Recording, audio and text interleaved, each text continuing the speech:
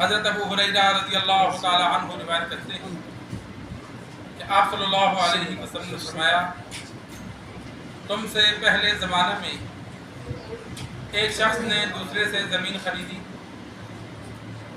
جس نے زمین خریدی اسے زمین سے گڑھا ملا جس میں سونا تھا. اس نے زمین والے کو کہا میں نے تجھ سے زمین خریدی تھی, بیچ میں یہ جو گڑھا نکلا سونا نکلا یہ میں نے نہیں خریدا تھا, لہذا یہ تو رکھ لے.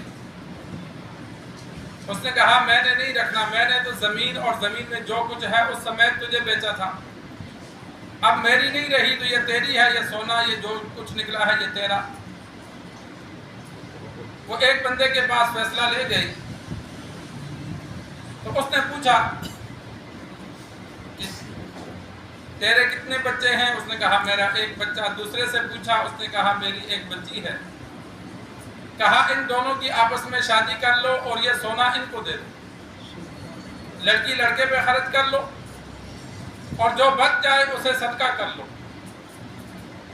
سرکار دو عالم صلی اللہ علیہ وسلم نے گزشتہ زمانے پہلی امتوں میں سے ایک واقعہ نقل کیا. محدثین نے لکھا ہے داؤد علیہ السلام کے دور کا واقعہ تھا اور بندے دونوں نیک تھے. ایک نے بطور احتیاط کے پرہیزگاری کے کہا کہ میں نے زمین خریدی, یہ خزانہ نہیں خریدا, قدرت کی جانب سے رکھا تھا تو جس نے بیچی یہ اس کا ہے. اب بیچنے والے نے کہا مجھے تو نہیں پتا تھا بیچ میں خزانہ بھی ہے, میں نے تو جو کچھ تھا سب بیچ دیا, میں نہیں لیتا. ایک کہہ رہا ہے میں نہیں لیتا, دوسرا کہتا ہے میں نہیں لیتا. ایسی صورت بعض دفعہ ہو جاتی ہے.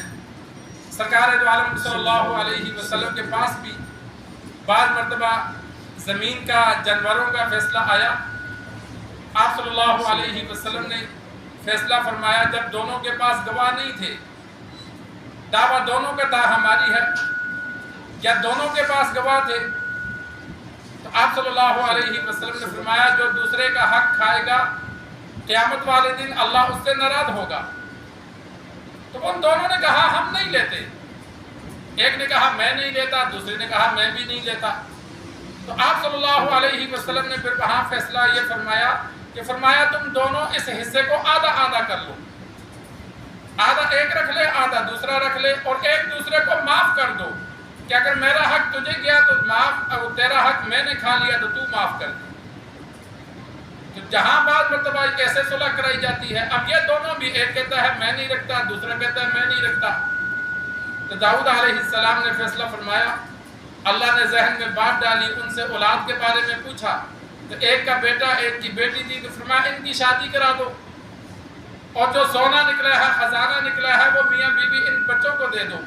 تو لہذا دونوں کو فائدہ ہو جائے گا کہ ایک کی بیٹی ہے اسے بھی مل گیا, دوسرے کا بیٹا ہے اسے بھی مل گیا, اور ان کی ضرورت سے جو زائد ہوگا اسے ضرورت مندوں میں صدقہ کر لو. تو انسان کوشش کرے کہ جہاں کوئی فیصلہ آئے تو قرآن و حدیث کے مطابق, قرآن و حدیث میں مسئلہ ذہن میں نہ ہو تو پھر اپنی عقل سے سوچ کر ان کے درمیان اچھا فیصلہ کرے.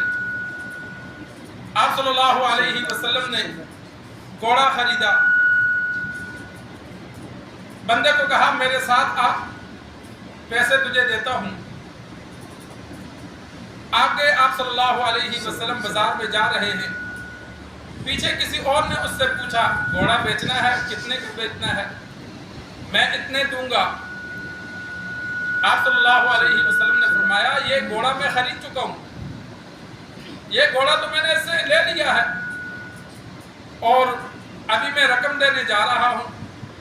بیچنے والا منکر ہو گیا, اس نے کہا میں نے تو بیچے ہی نہیں ہے, آپ کو تو میں نے بیچا نہیں ہے اور آپ کہتے ہیں میں نے خریدا. اگر آپ نے خریدا ہے تو آپ کے پاس گواہ کون ہے؟ اب بازار میں لین دین ہو رہا ہے, وہاں بندہ کسی کو گواہ تو نہیں بناتا, اور جہاں سودا کیا وہاں سے چل کے آگے آ گئے تھے.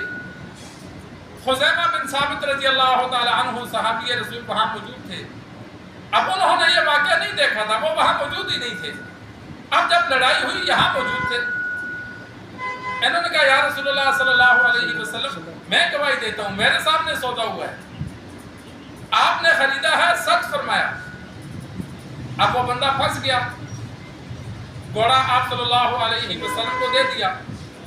آپ صلی اللہ علیہ وسلم نے پوچھا کہ تو تھا ہی نہیں، تو کیسے گواہی دی؟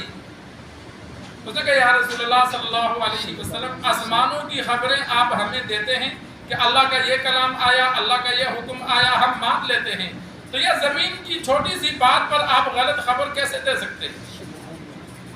جب آپ آسمانی خبریں سب سچی بتاتے ہیں تو دنیا کے چند نفع کی خاطر آپ جھوٹ کیسے بول سکتے ہیں؟